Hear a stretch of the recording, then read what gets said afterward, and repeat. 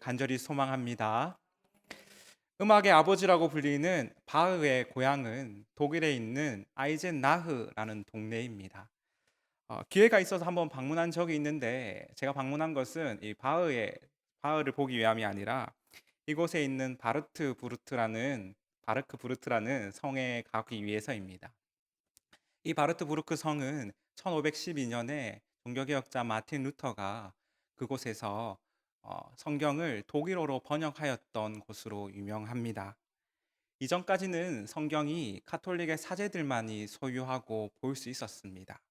책 자체가 귀하기도 했지만 그 성경이 원어인 히브리어와 헬라어 그리고 라틴어로만 되어 있었기 때문에 다른 일반적인 대중들이 성경을 보고 읽기가 쉽지가 않았습니다. 이러한 상황 가운데서 루터가 성경을 번역한 이 일은 큰 의미를 가집니다.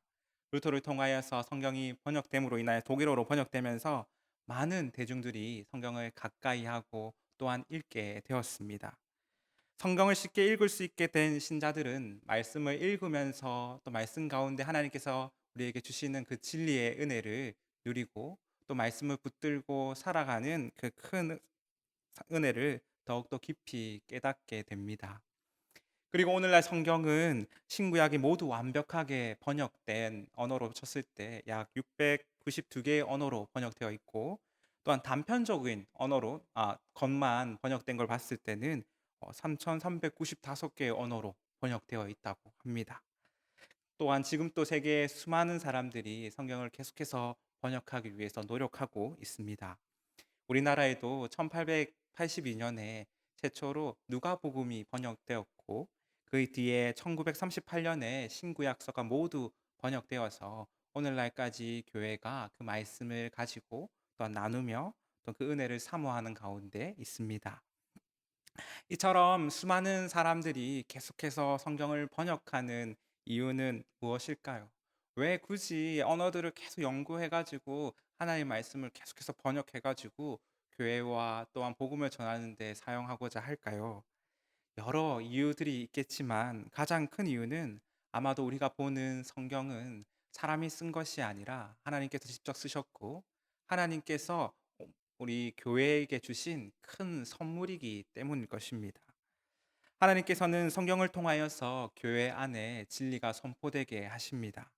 또한 말씀 가운데 역사하시는 은혜를 성경의 말씀을 통하여서 우리에게 주십니다. 그렇다면 하나님께서 이 성경을 교회에 선물로 주신 이유는 무엇일까요? 우리가 성경의 시작인 창세기는 그 시작에 대해서 이렇게 그 이유를 설명하고 있습니다. 하나님께서 세상을 말씀으로 창조하셨습니다. 하나님께서는 세상의 모든 만물을 창조하시고 그분의 섭리에 따라 행하심으로 하나님의 뜻이 그 뜻을 알 수 있게 나타내셨습니다.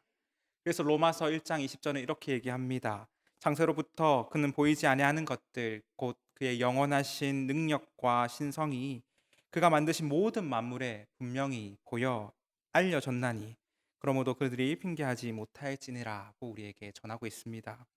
사람 또한 마찬가지입니다. 하나님께서는 자신의 형상에 따라서 사람을 선하고 참노로 의롭고 거룩함으로 창조하셨습니다.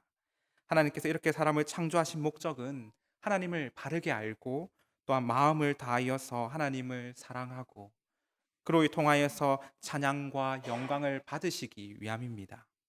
그리고 하나님께서는 자신이 창조한 사람과 함께 영원히 함께 지내기를 원하시며 그 가운데 복락을 누리시는 삶을 기뻐하십니다.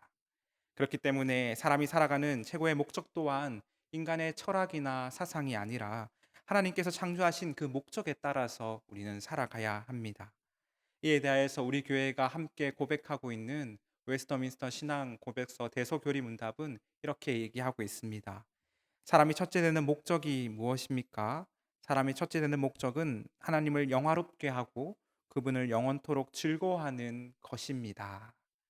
하나님께서 사람을 창조하신 목적은 하나님을 영화롭게 하고 그를 즐거워하는 것입니다. 이것이 사람의 참된 목적이며 우리의 삶의 고백이 됩니다. 여기서 중요한 것은 이 두 가지가 결코 분리되어서는 안 된다는 것입니다. 이 두 가지가 늘 항상 하나로 한 목적을 향하여서 나아가야 합니다. 즉 사람은 하나님을 영화롭게 함과 동시에 함을 통하여서 하나님을 기뻐하는 방식의 삶을 날마다 살아가야 합니다. 왜냐하면 때때로 사람은 하나님을 영화롭게 하는 일과 상관없이 하나님을 즐거워하기 때문입니다. 만약 성도의 삶의 목적이 하나님을 즐거워하는 것에만 있다면 이는 결국 하나님의 마치 소원을 들어주는 램프의 요정처럼 여길 것입니다. 이는 다른 세상의 종교들과 다르지 않는 인간을 위한 도구로서 하나님을 생각하고 여기기 때문입니다. 사랑하는 성도 여러분, 하나님께서 우리를 창조하신 목적은 바로 하나님을 영화롭게 하고 그를 영원토록 즐거워하기 위함입니다. 우리는 이 사실을 잊지 말아야 합니다. 이를 위하여서 하나님께서는 영원 전부터 저와 여러분을 택하셨습니다. 하나님께 택함 받은 성도의 삶은 살아있을 때뿐만 아니라 죽어서도 죽음 이후에도 그 몸과 영혼이 오직 예수 그리스도께 속한 자의 삶이 됩니다. 그리고 이제는 우리 모두 그리스도의 소유로서 주님의 지키심과 보호하심을 따라서 인도하심을 따라서 사는 영원한 삶을 누립니다.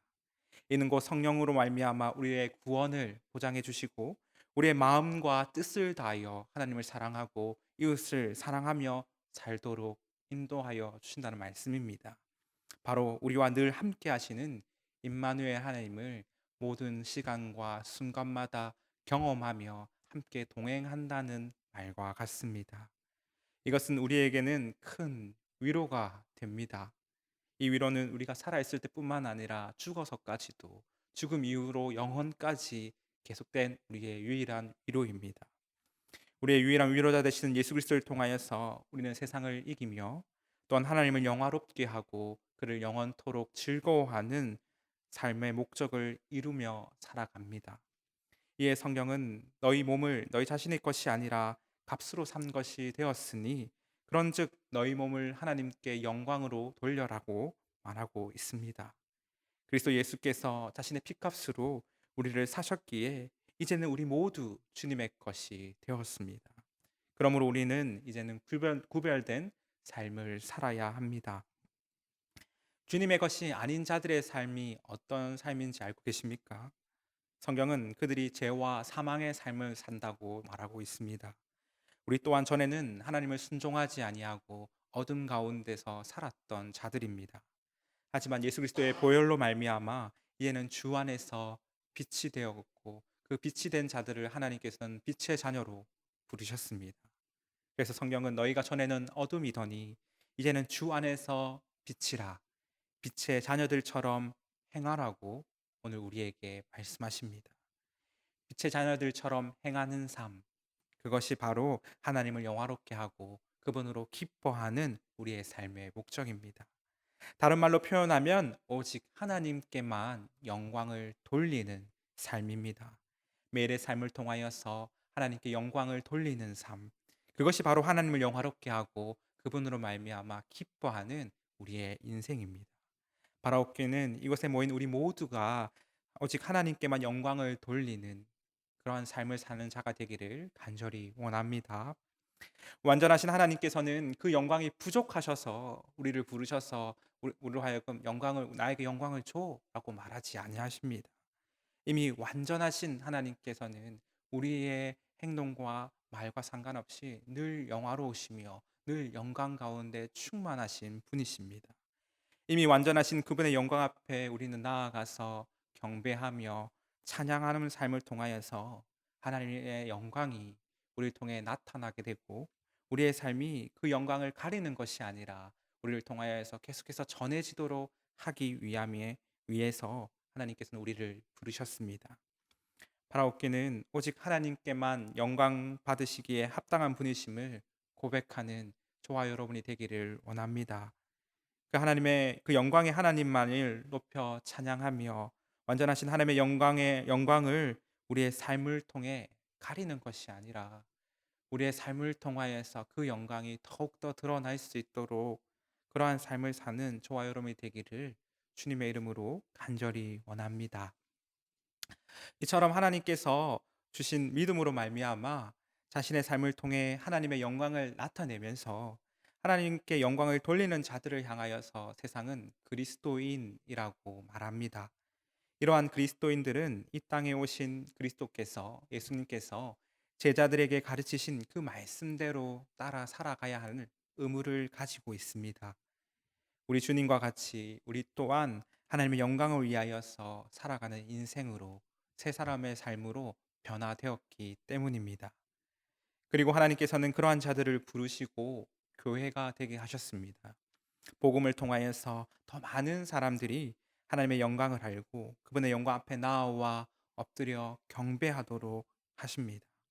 그리고 하나님께서는 우리가 하나님의 영광을 잘 나타낼 수 있도록 가리지 아니하고 그 영광을 잘 전할 수 있도록 교훈과 책망과 바르게 함과 의로 교육하기에 유익함을 위해 성경을 우리에게 주셨습니다. 하나님께서 주신 성경을 통하여서 우리는 진리의 말씀을 깨닫습니다. 신앙과 행동의 삶의 법칙들을 알아갑니다. 즉 우리는 성경을 통하여서 어떻게 하나님을 영화롭게 하고 그를 즐거워할 수 있는지에 대한 지혜를 배웁니다. 종교개혁지를 방문하면서 한 독일의 작은 마을에서 한 2시간 정도 기차를 기다린 적이 있습니다. 기차를 기다릴 때에 한 노년의 신사분이 오셔가지고 저와 함께 기차를 기다리기 위해서 그곳에 있었습니다. 그분 또한 사실 작은 마을에 외국인이 오지 않으니까 신기하기도 하고 저 또한 너무 심심해서 이렇게 말을 걸었습니다. 뭔가 좀 대화를 해보려고. 근데 문제는 그분이 한국말을 못하시고 저는 독일어를 못한다는 겁니다. 더욱이 영어로 소통할 수 있는 상황이 아니었습니다. 저희가 무슨 대화를 나눴을까요? 아무 대화도 하지 못하고 겨우 자기 이름만 소개하고 가져오신 떡을 나누고 하염없이 하늘만 바라보다가 그렇게 기차를 타고 각자의 길로 돌아갔습니다. 분명 저도 그렇고 그분도 그렇고 할 얘기가 참 많았을 텐데 만약 우리가 조금 더 이해가 되고 대화가 되었더라면 더 많은 좋은 교제를 하면서 그 긴 시간을 보낼 수 있었을 텐데 그렇지 못하고 서로 알지 못하였기 때문에 이해할 수 없어서 하염없이 하늘만 바라보았던 그 시간들이 아쉬움으로 많이 남습니다. 하나님께서도 창조와 섭리를 통하여서 그분의 뜻을 분명하게 나타내셨습니다. 그러나 인간은 그것을 알 수가 없습니다. 하나님의 뜻이 부족해서가 아니라 그것을 사람이 도저히 이해할 수 없었기 때문입니다. 더욱이 타락한 인간은 하나님이 만드신 그 창조의 세계를 향하여서 눈을 감아 버렸습니다. 그래서 이제는 세상을 보아도 하나님이 어떤 분이신지, 하나님의 뜻이 무엇인지 알 수가 없습니다. 이처럼 코끼리를 모르는 장님이 눈을 감고 코끼리를 더듬으면 알 수 없는 것처럼 우리 또한 그러한 장님이 되었습니다. 우주 전체를 봤을 때 먼지보다도 작은 이 지구 안에 우리가 사는데 하물며 그 큰 우주를 만드신 하나님의 뜻을 우리가 어찌 다 알 수 있겠습니까? 그래서 하나님께서는 성경을 통하여서 하나님의 뜻을 기록하게 하셨습니다. 하나님의 그 크신 사랑을, 하나님과 사람이 서로 화목해 하는 그 방법을, 메시아의 기쁜 소식과 구원의 지혜 등을 하나님께서는 기록하셔서 우리로 하여금 알게 하셨습니다. 그것이 바로 오늘날 저와 여러분이 가지고 있는 성경입니다. 우리를 구원에 이르게 하는 지혜가 담긴 이 성경은, 이 모든 성경은 하나님의 감동으로 기록되었습니다. 하나님께서는 자신의 종들과 선지자들과 또한 사도들을 통하여서 하나님께서 계시하신 그 모든 것을 써서 쓰고 기록하게 하십니다. 그리하여서 약 1400년 동안 약 40명의 저자들을 통하여서 구약 39권과 신약 27권과 총 66권의 성경을 모두 기록하게 하셨습니다.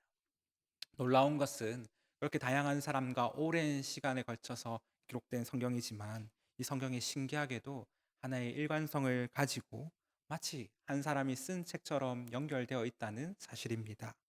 어떻게 그럴 수가 있습니까? 우리는 우리의 믿음의 고백대로 하나님께서 이 성경을 기록하셨다는 것을 믿기 때문입니다. 하나님께서는 자신의 모든 뜻을 성경을 통하여서 우리에게 전하시고 성경을 통하여서 악한 세상 속에서 교회가 보다 더 확실하게 세워져 가기를 원하십니다. 그리고 그 말씀을 붙드는 자들을 위로하십니다. 하나님께서는 성경을 순수하게 보존하셔서 오늘날까지 우리에게도 전해 주셨습니다.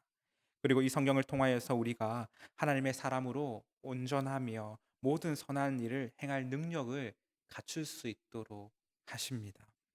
사랑하는 성도 여러분, 하나님께서 오늘날 우리를 위하여서 성경을 기록하여 주셨습니다. 예수 그리스도를 믿음으로 말미암아 하나님의 자녀가 된 성도와 교회를 위하여서 하나님은 성경을 기록하여 주셨습니다. 이를 통하여서 성령님은 우리가 택하신 족속이요 왕 같은 제사장이요 거룩한 나라요 그의 소유된 백성으로 살아갈 수 있도록 인도하여 주십니다. 하나님께서는 악덕 업주들처럼 강제로 우리에게 선한 삶을 강요하시지 아니하십니다. 로봇처럼 무조건 그 명령을 따르라고 말씀하시지 않으십니다. 우리의 마음과 생각으로는 스스로 선한 일을 행할 수 없고, 또한 우리의 마음은 죄를 만드는 공장과도 같아서 하나님을 알 수도 없고 그분에 순종하며 그분의 영광 돌릴 수 있는 삶을 살 수도 없기 때문입니다. 일반적으로 초등학교 학생들에게 고학년의 수학을 가르치지 않습니다. 숫자를 가르치고 또 셈과 뱃셈을 가르친 다음에 나눗셈, 곱셈 정도는 해야지 그다음에 고등 수학을 할 수가 있습니다. 길을 가는 강아지를 그냥 얘기를 한다고 해서 말을 잘 듣지 않습니다. 그 강아지를 데려와서 하나하나 가르쳐 주면서 때로는 먹이를 주면서 가르쳐야만이 그 말을 듣고 이해합니다. 또한 아무리 멋진 특전사라 할지라도 처음부터 모두가 멋진 특전사가 되는 것은 아닙니다. 특전사로 뽑혀서 기초적인 훈련부터 차곡차곡 훈련을 나아가야지만이 나중에 멋진 특전사가 됩니다. 훌륭한 운동선수들의 멋진 기술들도 마찬가지입니다. 그러니까 처음부터 그 모든 것들을 잘했던 것은 아닙니다. 팀에 들어와서 기본기부터 하나하나 시작할 때에 후에 그 선수가 멋진 선수가 됩니다. 앞이 보이지 않는 사람에게 무조건 결승전을 향하여서 달려가라고 한다면 그것은 가혹한 행위가 아니겠습니까? 하나님은 우리를 무자비하게 대하시는 분이 결코 아니십니다. 하나님께서는 먼저 사망의 그림자에 갇힌 우리를 택하셨습니다. 그리고 진리로 자유롭게 하셔서 어두운 눈을 밝혀 주셨습니다. 예수 그리스도의 십자가를 바라보게 하시고 그리스도의 예수의 피값을 통해 우리를 먼저 구원해 주셨습니다. 그리고 이제 하나님의 자녀로서의 삶을 살아갈 수 있도록 도와주십니다. 집을 떠났던 탕자가 생각합니다. 아버지 집에 돌아가면은 어, 먹을 것이 많이 있을 텐데 종들도 배불리 먹을 텐데 아버지 집으로 돌아가야겠다. 그렇다면 적어도 굶어 죽지는 않겠지. 하지만 아버지는 멀리서부터 아들을 알아보고 부르며 달려와서 안아주고 반지를 끼워주며 아들로서의 대접을 해줍니다. 아들로서 환영해줍니다. 그 전까지 돼지가 먹는 쥐엄 열매를 먹던 이 탕자가 죽이라도 먹었으면 그냥 안 굶고 먹었으면 좋겠다라고 생각했는데 아버지는 그 아들에게 맛있는 음식을 배불리 먹게 할 뿐만 아니라 그가 원하는 모든 것을 채워주며 아들로서의 삶을 살아가도록 하십니다. 하나님께서는 교회를 통하여서 우리에게 성경을 주신 이유는 우리의 삶을 구속하고 제한하기 위함이 아닙니다. 진리를 통하여서 우리를 자유롭게 하시고 그 자유를 통해 그분의 자녀된 삶으로 하나님께 영광을 돌리며 사는 삶을 사시게 하기 위하여서 우리에게 말씀을 주셨습니다. 우리를 택하시고 교회로 부르사 하나님의 뜻이 담겨져 있는 이 성경 말씀을 통하여서 우리가 하나님의 백성으로서 하나님의 자녀로서 살아갈 수 있는 힘과 지혜와 용기와 능력을 주십니다.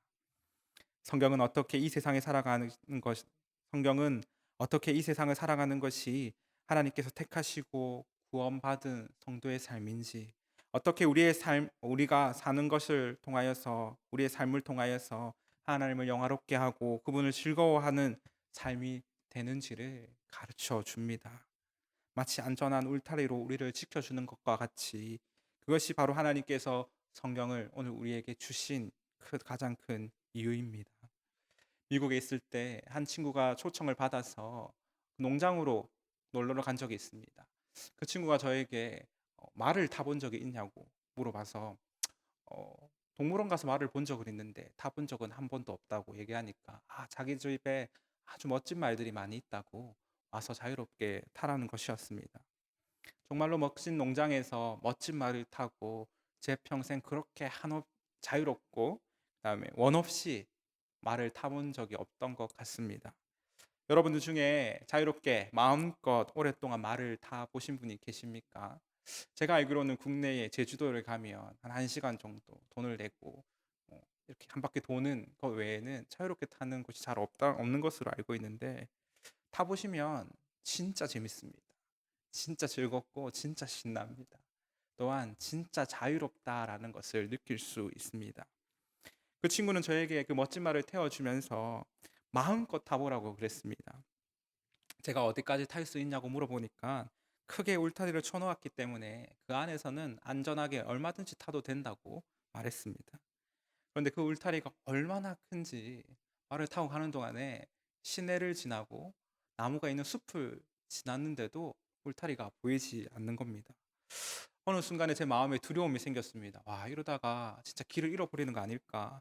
잘못해서 다른 곳으로 가면 어떡하지? 하는 걱정이 들었는데 그 숲을 지나자마자 탁 울타리가 보이는 겁니다. 제가 그 울타리를 보는 순간 얼마나 기쁘고 안심이 되었는지, 다행이다. 진짜 다행이다. 울타리가 있어서 너무너무 다행이다라는 마음을 가졌습니다. 그리고 한동안 그 안전한 울타리 안에서 마음껏 신나고 자유롭게 말을 타고 시간을 보냈습니다. 하나님께서 주신 그 울타리가 우리에게 우리는 얼마나 우리를 안전하게 지켜주는지 모릅니다. 울타리 밖은 어떤 일이 일어날지 아무도 모르고 어떤 위험이 도사리고 있는지 우리는 전혀 알지 못합니다. 심지어 영화나 드라마를 보면 그 울타리를 밖을 벗어날 때에 죽는 그런 소재들도 있습니다. 울타리 안에 있는 그 삶이 언제나 얼마나 안전하고 감사한지요. 더욱이 하나님이 만드신 그 울타리 안에만 있으면 우리는 안전을 보장받을 뿐만 아니라 영원한 생명의 삶도 함께 누릴 수 있습니다. 하나님께서 영원토록 우리를 보호하시기 때문입니다.